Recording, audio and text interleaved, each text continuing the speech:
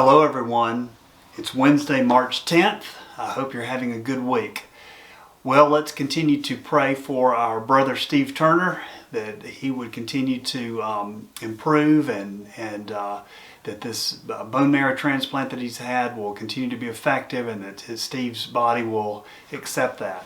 Thank you all for your prayers for my father, Ron Sigenthaler. I spoke to my dad for the first time last night since his open heart surgery, and he was in pretty good spirits and seems to be heading toward the road of recovery.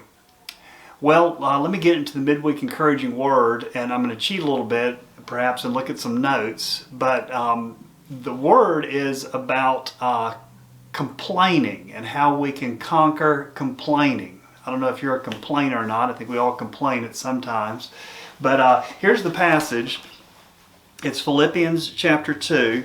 And Paul says, "Do everything without complaining, so that you may become blameless and pure, children of God without fault in a crooked and depraved generation."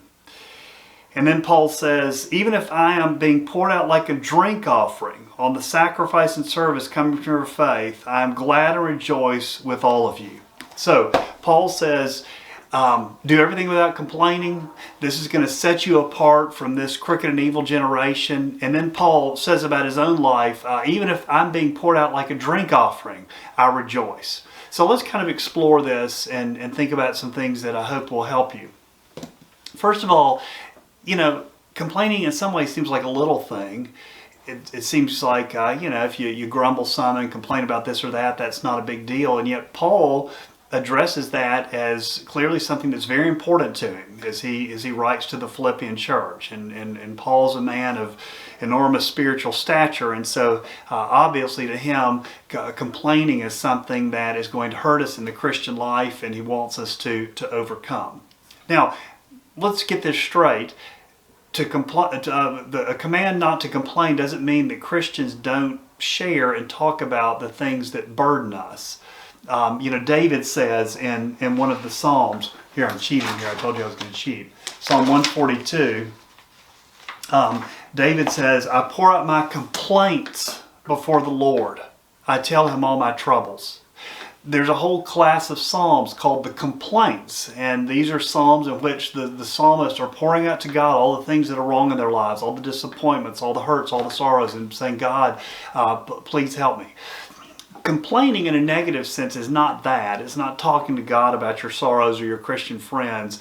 Complaining is a kind of a godless, self-centered approach to our problems. And when you think of it that way, there are many types of complainers. There is the martyr. The one who says, I do all this work. Nobody appreciates me. Nobody appreciates all the hard things that I do. Let me give you a funny example of that, and that's Moses. Moses says, "What have I done to displease you, that you put the burden of all these people on me? If this is how you're going to treat me, put me to death right now." So that's, how he responds to his work. There's also the cynic, the person who says, "Hey, life stinks, nothing ever changes." And we see that in Ecclesiastes. What does a man get from all the toil and anxious striving with which he labors under the sun? All his days of work are pain and grief. Even at night his mind does not rest. And so there's that sort of a cynical form of complaining where people just gripe about work and the way things are.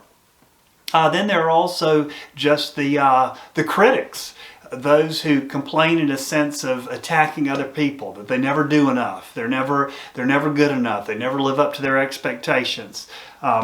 Here are some kind of humorous ones in Proverbs.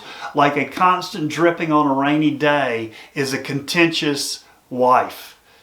Better to live in the corner of a roof than to share a house with a contentious woman." And so contentious in that sense would be complaining. And so we've all known those sorts of people. We've known those who are cynics, who are martyrs, who are critics. There's also the grumbler, the whiner, the curmudgeon. We could name different sorts of ways that complaining saps the joy from our lives. So how do we deal with it? Well, this passage in Philippians Paul addresses it in a number of ways, but I want to focus on what Paul himself does at the end, and that is he refers to himself and his life and his struggles as a drink offering poured out to the Lord. And so let's explore this concept, and maybe this will encourage you to deal with complaining in your life. What was a drink offering? It was an aspect, it was a certain kind of offering in the Old Testament sacrificial system. And you'd bring some precious liquid, usually wine, and you would bring a bottle of wine or a jug of wine with you to your offering, and that wine would be poured out on the altar. I don't think it would be poured out on the fire, but poured out on the side of the altar. And so along with the sacrificial animal, this drink offering would be poured out. Drink offerings were often associated with festivals and whatnot. Part would be poured out for God, and the rest would be drunk by the celebrant. And so Paul says, this is my life. I'm looking at the sorrows I'm going through, and this is a drink offering being poured out before God. Now, when you think about what Paul was going through at this time, this was not some little deal. It wasn't just minor for him to say, hey, I see my life as a drink offering. By this time, when Paul was writing the letter of Philippians, he had been a Christian about 20 years. He had planted churches all over the Mediterranean world. He was a leader in the Christian church. He was at a time of life when he should have been able to kind of rest on his laurels and enjoy, sort of his golden years, so to speak. But instead, do you know what was happening at this time? He was under arrest. He was in Rome under house arrest under the Praetorian Guard.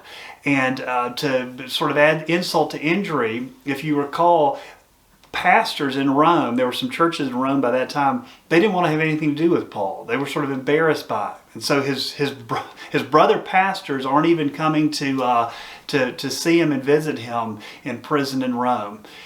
If anyone had a right to be complaining and to be cynical or to be a critic, it was Paul. And yet he's saying, hey, I see this as an offering that I'm pouring out to the Lord. So how on earth do you get there? Well, of course, it comes through the cross and an understanding of Christ's sacrifice for us.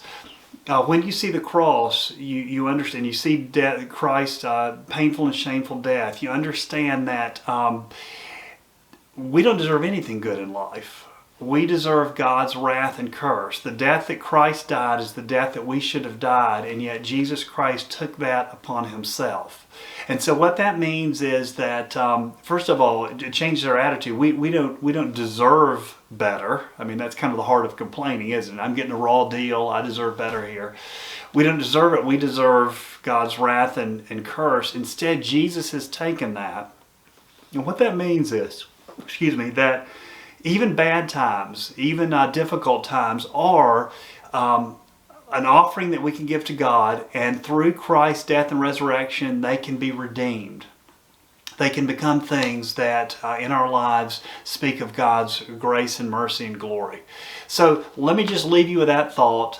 Paul says, do everything without complaining. And then the way that he gets there is through this aspect of viewing his suffering as a drink offering poured out to God. And we gain that perspective by being reminded that Christ has died and taken the penalty of sin for us.